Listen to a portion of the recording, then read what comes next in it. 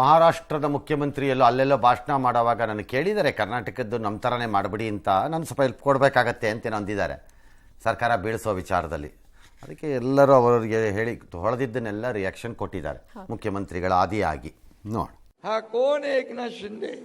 कर्नाटकमध्ये मी आता गेलो होतो सभेला, आमच्याकडे पण नात ऑपरेशन करायचं आहे. नात ऑपरेशन म्हणजे काय? बोले तुम्ही केलं ते एकनाथ शिंदे, एकनाथ म्हणजे नात ऑपरेशन. कर्नाटकमध्ये पण आपल्यासारखंच काहीतरी चालू आहे. लोकसभेच्या नंतर तिकडे होईल. ते म्हणाले तुमचा अनुभव आम्हाला कामी येईल. ठीक आहे बोले, येतो मी तिकडे. ರಮೇ ಅವರಿಗೆ ಯಾವ ಕಾರಣಕ್ಕೂ ಕೂಡ ನಮ್ಮ ಸರ್ಕಾರವನ್ನು ಆಪರೇಷನ್ ಕಮಲ ಮಾಡಿ ಸಾಧ್ಯ ಇಲ್ಲ. ಯಾಕೆಂದರೆ ಅವರು ಪಾರ್ಲಿಮೆಂಟ್ನಲ್ಲೇ ಸೋಲ್ತಾ ಇದ್ದಾರೆ. ಪಾರ್ಲಿಮೆಂಟ್ನಲ್ಲೇ ಈ ಸಾರಿ NDA ಸೋಲ್ತದೆ. ಈ ಪ್ರಯತ್ನ ಮಾಡಿ ವಿಫಲರಾಗಿದ್ದಾರೆ. ಕಳೆದ ಒಂದು ವರ್ಷದಿಂದ ಪ್ರಯತ್ನ ಮಾಡ್ತಲೇ ಇದ್ದಾರೆ, ವಿಫಲರಾಗ್ತಲೇ ಇದ್ದಾರೆ. ನಮ್ಮಲ್ಲಿ ಯಾರು ಭಯ ಇಲ್ಲ, ಅವ್ರ ಹತ್ರ ಇರ್ಬೇಕಷ್ಟೇ, ಅವ್ರ ಹತ್ರ ಇರ್ಬೇಕಷ್ಟೇ. ನೋಡಿ, ಏಕನಾಥ್ ಶಿಂದೆ ಅವರು ಸದ್ಯ ಅವ್ರ ಸರ್ಕಾರ ಎಲೆಕ್ಷನ್ ಆದ್ಮೇಲೆ ಅವ್ರ ಸರ್ಕಾರದ್ದೇ ಅವ್ರ ಡೌಟ್ ಇದೆ. ಅವ್ರ ಸರ್ಕಾರ ಉಳ್ಕೊಳ್ಳೋದೆ ಏನ್ ಏಕನಾಥ್ ಶಿಂದೆ ಸರ್ಕಾರ ಇದೆಯಲ್ಲ, ಅವ್ರ ಸರ್ಕಾರ. ಏಕನಾಥ್ ಶಿಂದೆ ಅವ್ರು ಹೇಳಿ ಒಂದು 5 ಸ್ಯಾಂಪಲ್ ಮಾಡಿ ತೋರಿಸಿ ಅಂತ ಹೇಳಿ ಅವ್ರಿಗೆ. ಇಲ್ಲಿ ಕರ್ನಾಟಕದಲ್ಲಿ 2/3 ಮಾಡ್ಬೇಕಾದ್ರೆ ಎಷ್ಟು ಬೇಕಾಗತ್ತೆ? 135ರಲ್ಲಿ 89 ಜನ ಹೋದ್ರೆ ಅವ್ರ ಸದಸ್ಯತೆ ಉಳಿತದೆ. ಸರ್ಕಾರ ಬೀಳಿಸ್ಬೇಕೆ ಅಂದ್ರೆ ಮೈನಾರಿಟಿ ತರಬೇಕಂದ್ರೂ ಕೂಡ 60-55. ನಮ್ಮ ಸರ್ಕಾರ ಅಂತ ಇದ್ದೇ ಇರ್ತದೆ 4 ವರ್ಷ. ಸರ್ಕಾರ ಬೀಳಿಸುವಂತ ಪ್ರಶ್ನೆ ಅಲ್ಲ, ಅದು ವಿದಿನ್ ದಿ ನಮ್ಮ ಪಾರ್ಟಿ, ಅದು ವಿದಿನ್ ದಿ ಪಾರ್ಟಿಯಲ್ಲಿ.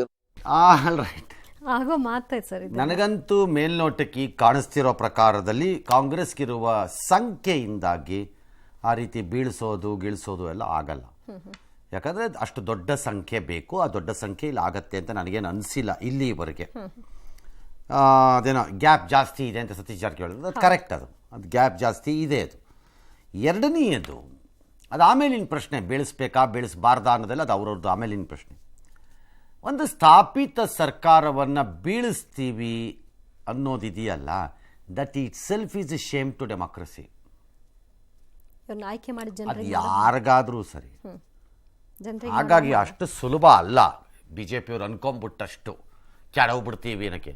ಅದೇನು ಮಾವಿನ ಹಣ್ಣೆ ಹೋದ ಮರ ಹತ್ತದ ಕಿತ್ಕೊಂಬಂದು ಬುಟ್ಟಿಗೆ ಹಾಕೊಂಬಂದ್ಬಿಟ್ಟ ಅನ್ನಕ್ಕೆ ಹಿಂಗೆಲ್ಲ ಆಗಲ್ಲ. ಎಸ್, ಇನ್ನು ಆಪರೇಷನ್ ನಾಥ ವಿಚಾರದಲ್ಲಿ ಬಿಜೆಪಿಯ ಮೊದಲ ಸಾಲಿನ ನಾಯಕರು ಎಚ್ಚರಿಕೆಯ ಹೇಳಿಕೆಯನ್ನೇ ಕೊಟ್ಟಿದ್ದಾರೆ. ಬಿಜೆಪಿಯ ರಾಜ್ಯಾಧ್ಯಕ್ಷರ ಹೇಳಿಕೆ ಅಶ್ವಥ್ ನಾರಾಯಣ್ ಮತ್ತು ಏಕನಾಥ್ ಶಿಂದೆ ಹೇಳಿಕೆ ವಿಷಯದಲ್ಲಿ ಯಶ್ಪಾಲ್ ಸುವರ್ಣ ಮಾತ್ರ ಸಮರ್ಥಿಸಿಕೊಂಡಿದ್ದಾರೆ. ಅವ್ರು ಏನು ಹೇಳಿದ್ದಾರೆ? ಆಯ್ತು, ಏನು ಹೇಳೋದು ಬೇಕಿಲ್ಲ, ಅವರು ಎಲ್ಲ ಅದನ್ನೇ ಹೇಳೋದು. ಏನು ಬೇಕಾದರೂ ಹಾಕಬಹುದು, ಏನು ಬೇಕಾದರೂ ಆಗಬಹುದು, ಆದಾಗ ತೋರಿಸ್ರಪ್ಪ, ನೋಡ್ಕೊಳ್ಳೋಣ ಆಮೇಲೆ ನಿಮ್ಮ ಶಕ್ತಿ ಸಾಮರ್ಥ್ಯ ಏನಿದೆ. ಸುಮ್ಮನೆ ತುಪ್ಪಾಕಿ ಹೊಗೆ ಇಟ್ಕೊಂಡು ಅದರಲ್ಲಿ ಬೇಳೆ ಬೇಯಿಸ್ಕೊಂಡು ಕೂತ್ಕೋಬೇಡಿ. ಸುಮ್ಮನಿರ್ರಿ, ಈ BJP ಸ್ಟೇಟ್ನವ್ರದ್ದು ಅಷ್ಟೇ ಆಟಗಳು. ನಾಳೆ ನಾಮಪತ್ರ ಸಲ್ಲಿಸಿರುವ ಪ್ರಧಾನಿ ಮೋದಿ ಇವತ್ತು ಸ್ವಕ್ಷೇತ್ರ ವಾರಣಾಸಿಗೆ ಹೋಗಿದ್ದರು. ಬಹುದೊಡ್ಡ ರೋಡ್ ಶೋ ನಡೆಸಿದ್ರು. ಸುಮಾರು 6 ಕಿಲೋಮೀಟರು, ಲಕ್ಷಾಂತರ ಜನ ಸೇರಿದ್ರು. ಆಮೇಲೆ ಅವ್ರಿಗೆ ಹೂ ಮಳೆ, ಡ್ಯಾಶ್ ಕಲಾ ತಂಡಗಳು ಎಲ್ಲ ಕಮಲದ ಚಿಹ್ನೆ ತೋರಿಸಿದ್ರು. ಯೋಗಿ ಆದಿತ್ಯನಾಥ್ ಅದರಲ್ಲಿ ಭಾಗವಹಿಸಿದ್ರು. ಅದ್ರ ಬಳಿಕ ಅವರು ಕಾಶಿ ವಿಶ್ವೇಶ್ವರನ ದೇವ ಸನ್ನಿಧಿಗೆ ಹೋಗಿ ಆರತಿ ಬೆಳಗ್ಗೆ ಪೂಜೆ ಮಾಡಿದ್ರು. ರಾತ್ರಿ ಅಲ್ಲೇ ಹಾಲ್ಟು. ನಾಳೆ ನಾಮಿನೇಷನು. ನಾಳೆ ಗಂಗಾ ಸಪ್ತಮಿ ಅವ್ರದ್ದು. ನಮ್ಮ ಇದರಲ್ಲಿ ಹಿಂದೂಗಳಿಗೆ ಅದು ಪವಿತ್ರವಾದ ದಿನ. ಹಾಗಾಗಿ ಅವರು ಅಂದರೆ ಬ್ರಹ್ಮನ ಕಮಂಡಲದಿಂದ ಗಂಗೆ ಜನಿಸಿದ್ಲು ಅವತ್ತಿನ ದಿನ ಅಂತ ನಂಬಿಕೆ.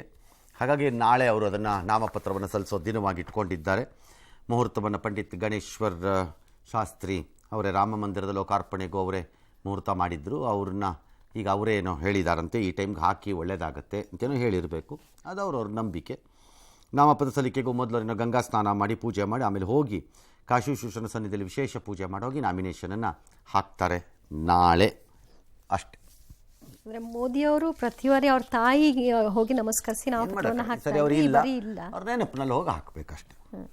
ಇದಕ್ಕೂ ಮುನ್ನ ಪ್ರಧಾನಿ ಮೋದಿ ಬಿಹಾರದಲ್ಲಿ ಮತ ಪ್ರಚಾರವನ್ನು ನಡೆಸಿದ್ರು. ಈ ಸಂದರ್ಭದಲ್ಲಿ ಪಾಟ್ನಾದ ತಖ್ತ್ ಹರಿಮಂದಿರ್ ಜಿ ಪಾಟ್ನಾ ಸಾಹಿಬ್ಗೆ ಮೋದಿ ಭೇಟಿ ಕೊಟ್ಟರು. ಸಿಖ್ ಪೇಟ ಧರಿಸಿ ಗುರುದ್ವಾರದಲ್ಲಿ ಕೆಲ ಹೊತ್ತು ಸೇವೆ ಮಾಡಿದ್ರು. ರೋಟಿ ತಯಾರಿಸಿದ್ರು, ಸಬ್ಜಿಯ ಪಾತ್ರೆಯಲ್ಲಿ ಸೌಟಾಡಿಸಿದ್ರು. ನಂತರ ಭಕ್ತರಿಗೆ ಸ್ವಯಂ ಲಂಗರ್ ಬಡಿಸಿದ್ರು. ಇನ್ನು ಗುರುದ್ವಾರದಲ್ಲಿ ಸೇವೆ ಸಲ್ಲಿಸಿದ ನಂತರ ಪ್ರಧಾನಿ ಮೋದಿ ಹಾಜಿಪುರ, ಮುಜಾಫರ್ಪುರ, ಸರನ್ ಜಿಲ್ಲೆಗಳಲ್ಲಿ ಪ್ರಚಾರ ನಡೆಸಿದ್ರು. ಪಾಕ್ ಬಳಿ ಅಣುಬಾಂಬ್ಗಳಿಗೆ ಎಚ್ಚರ ಎಂಬ ಮಣಿಶಂಕರ್ ಅಯ್ಯರ್ ಹೇಳಿಕೆ ಪ್ರಸ್ತಾಪಿಸಿ ಕಾಂಗ್ರೆಸ್ಗೆ ಟಾಂಗ್ ಕೊಟ್ಟರು. ಹೇಡಿಗಳಿಂದ ತುಂಬಿದ ವಿಪಕ್ಷದ ಬಗ್ಗೆ ನಾವು ಎಚ್ಚರದಿಂದ ಇರಬೇಕು ಅಂತ ಕರೆ ಕೊಟ್ಟರು.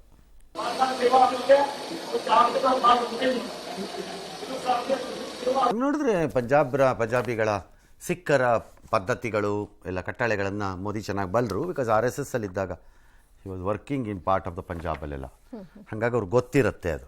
ಆಚರಣೆ ಮತ್ತು ಅಲ್ಲಿ ಮಾಡ್ತಾ ಇದ್ದಿದ್ದೆಲ್ಲ ಕಾರ ಸೇವೆ, ಅಂದರೆ ಸೇವಾ ಕಾರ್ಯಗಳನ್ನು ಮಾಡುವುದು ಗುರುದ್ವಾರಗಳಲ್ಲಿ ಸಿಖ್ಖರ ಒಂದು ಬಹುದೊಡ್ಡ ಕರ್ತವ್ಯ. ತನ್ನ ವಾಲಂಟಿಯರ್ ಆಗಿ ಬಂದು ತನ್ನ ಧರ್ಮದ ಭಾಗವಾಗಿ ಅದೊಂದು ಕರ್ತವ್ಯ.